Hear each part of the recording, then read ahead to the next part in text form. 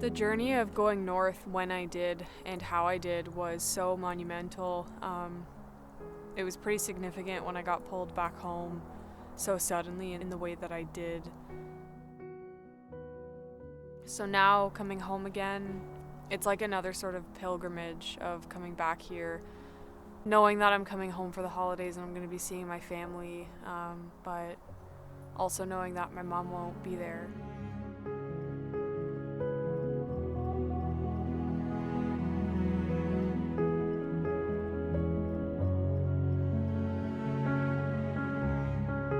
I was dreading picturing pulling into the driveway when we got here, knowing that she wouldn't be waiting with the front door already open.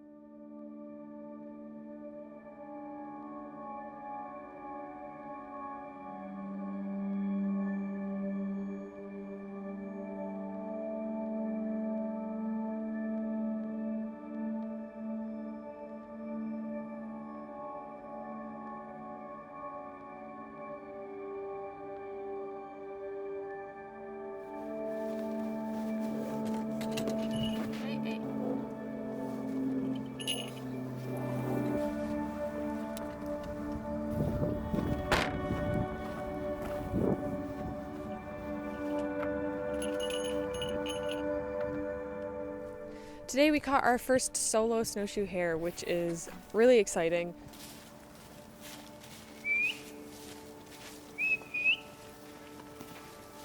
It's really hard trying to get them alone because the hares are very smart. They know how to evade capture by hawks, so it's really tricky to get them out of cover and into a good enough position where the hawk can catch them. So I'm going to string it up now and skin it, clean it. I'm going to save the hind legs and the back straps for us to eat because I really love having that direct connection with my food whenever possible. And it's really yummy. Hare meat is actually really good. I've been saving the skins off the hares we've been catching, and I don't know yet what I'm going to do with them, but it's probably going to be decorative since the skins are really thin, like thinner than paper.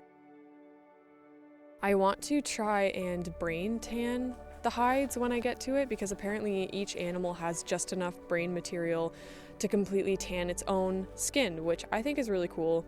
Nature's very smart. But yeah, the furs off these hares are so beautiful. In the summer, they're brown and they turn white as the winter comes on for camouflage purposes. So now I have kind of this assortment of brown to mixed brown, now to white skins that we've caught from these hares. Yeah, we're gonna get to it, and I'm gonna try not to get too much blood on my camera in the process.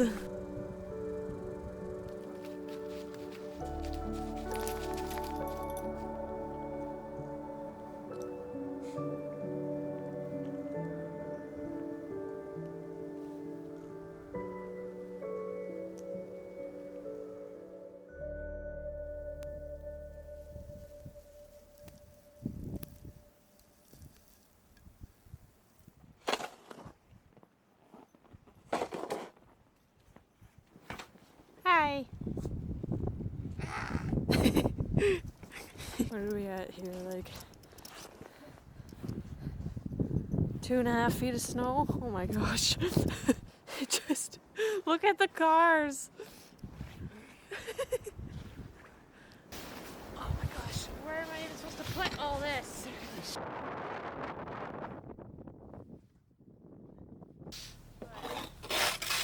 Are you ready? Are you ready to rumble?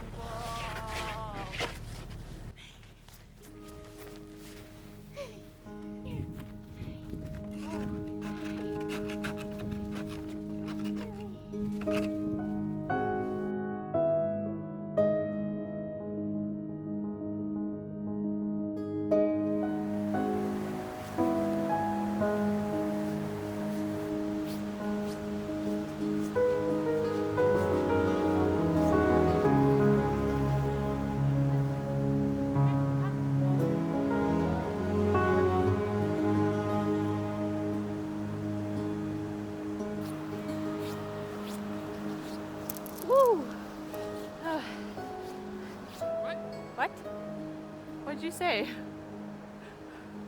Repeat it for YouTube. He says we're not going all the way down there. It's so pretty. It's so pretty. My nose drippy. Tempe. Go in. Go, go, go. Go, go. Oh my gosh. What? What? Oh, hey.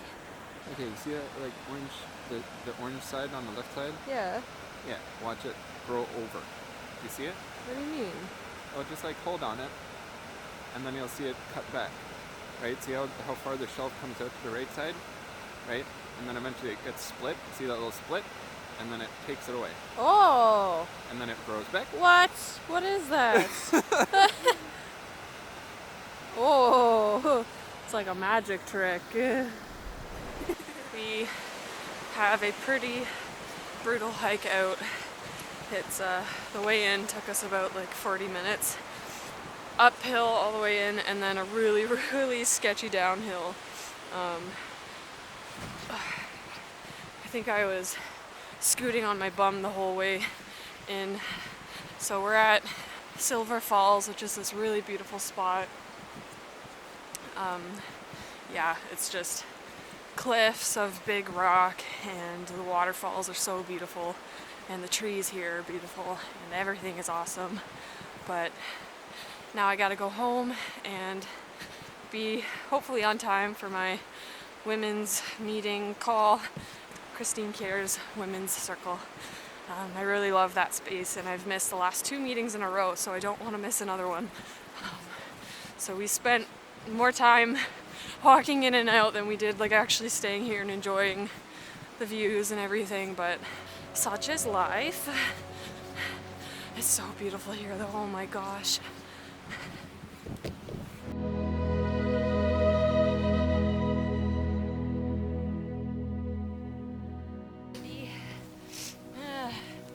Let's go. Tippy. Okay, here we go. Oh gosh.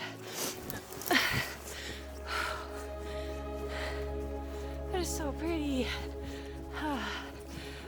So uphill. Oh my gosh. This is.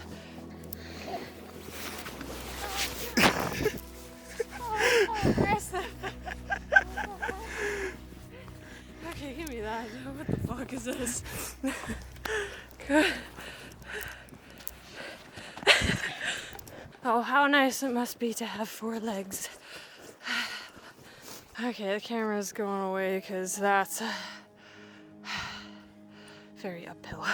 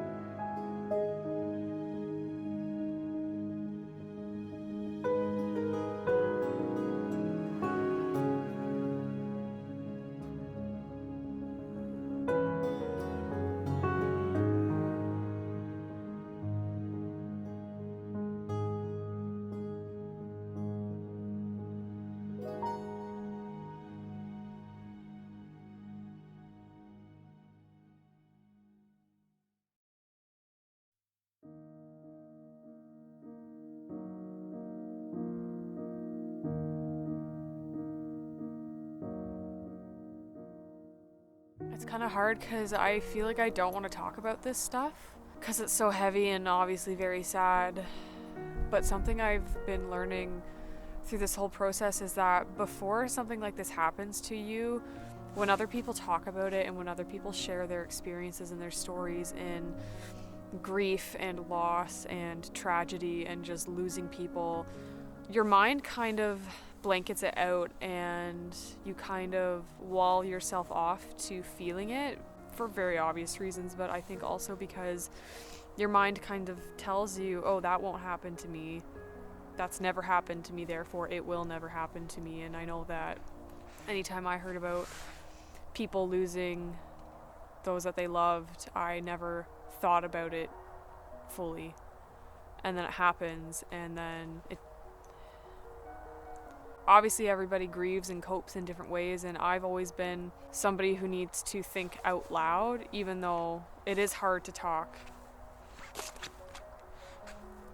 I don't know, I've just been feeling like this is such a huge part of my story, and in this creative outlet that I've been providing myself, and I think providing for you guys watching, it's comforting and interesting to hear other people's stories. I know that because I feel that when I sit down and watch a video of somebody talking about what they're going through and just what it's all like, and I really value that kind of insight into people's lives. I won't call it connection because me sitting here with this camera in front of me is very different from me sitting down one-on-one with somebody and sharing that lived experience of storytelling and connecting with each other and really feeling what that other person is feeling as they're telling their story, and me being able to gauge your reaction. I can't gauge your reaction. I have no idea what people are feeling or thinking as they hear me speak or watch this. So I guess that's just me saying that I'm sorry that this is so heavy and sad, but I think it's necessary at the same time. Our culture is so removed from death and what it means, and that was always a concept I heard floating around. I'd hear people drop it here and there. It's hard to swallow. It's a really easy thing to say death is a part of life and life can't exist without death and vice versa. It's very different to integrate that truth into your life when it happens. So that's something I've been trying to do, is recognize that disease happens. It's not something we can ever fully escape from, I don't think. We can do our best, but at the end of the day, if it's going to happen, it's going to happen. And it's not defeatism to say, you know, it's out of our control, but it really is to a point.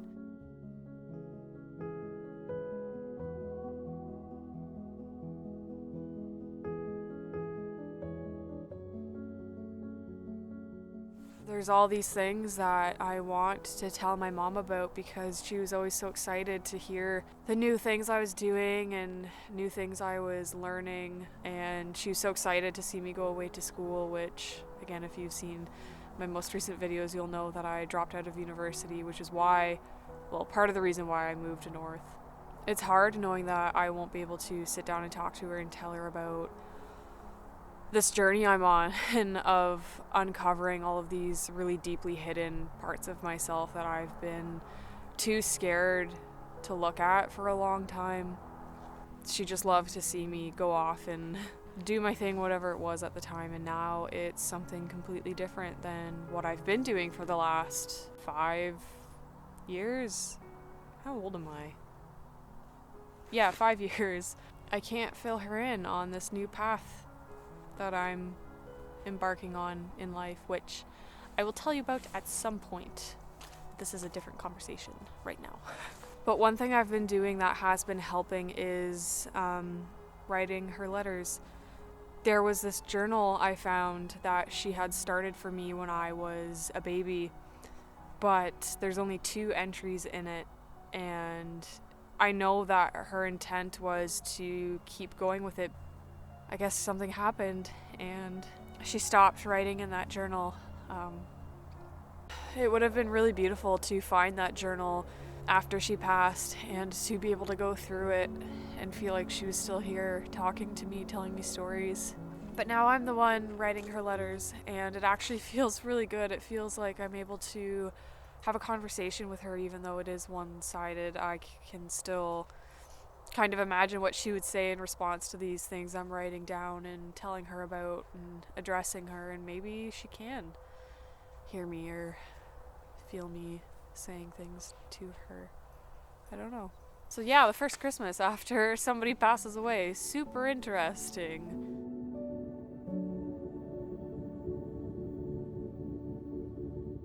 Something that I'm very grateful for and comforted by is when I was here after my mom passed, I found this big canvas she had started, this painting of a monarch butterfly.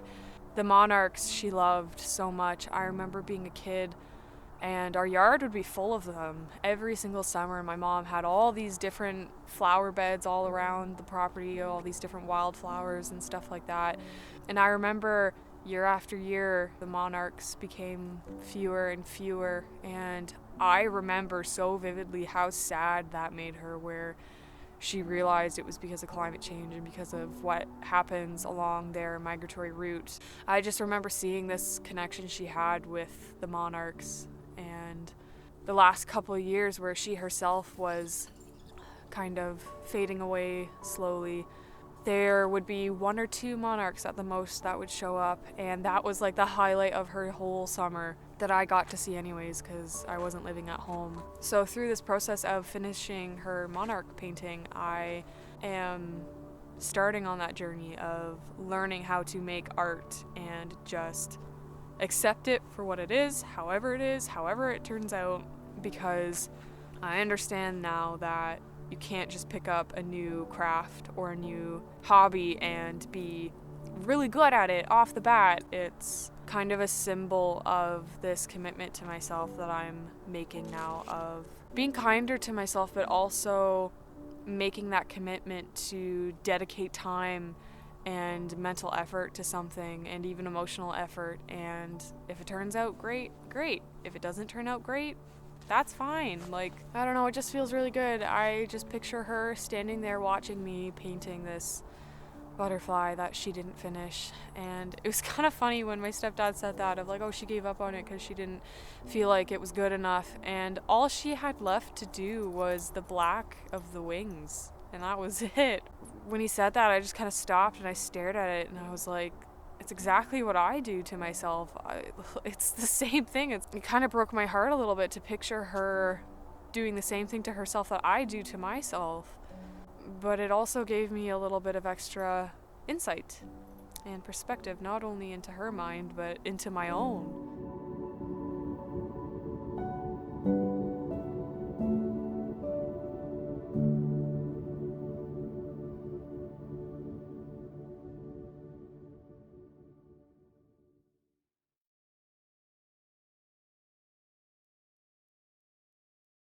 But today is the winter solstice, and I'm happy.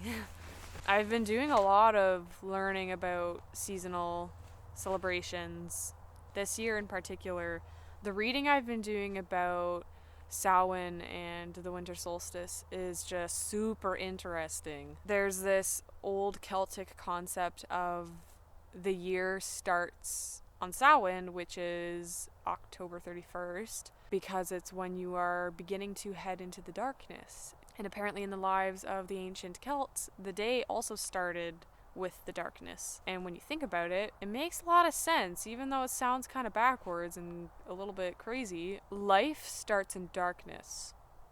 Like, seeds in the ground are in darkness until they germinate and sprout. Animal embryos start in darkness. They start in the womb or in an egg, and then they emerge into the light. So it kind of makes sense that the world operates in that way too, outside of ourselves, like the concept of the year starting with the darkness. And the whole point of that idea being letting yourself kind of gestate a little bit in the darkness, from a sense of beginning anew in a time when there's not a lot going on in the outside world because it's so dark and cold, and instead turning your energy inwards and nurturing and developing whatever's going on in here and in here so that you can bring that out into the world once the light returns.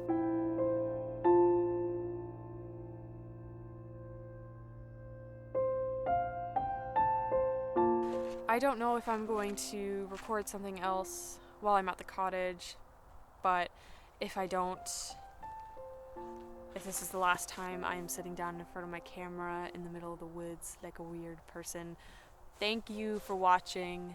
I hope that this time of year is good to you. I hope that you are being good to yourself.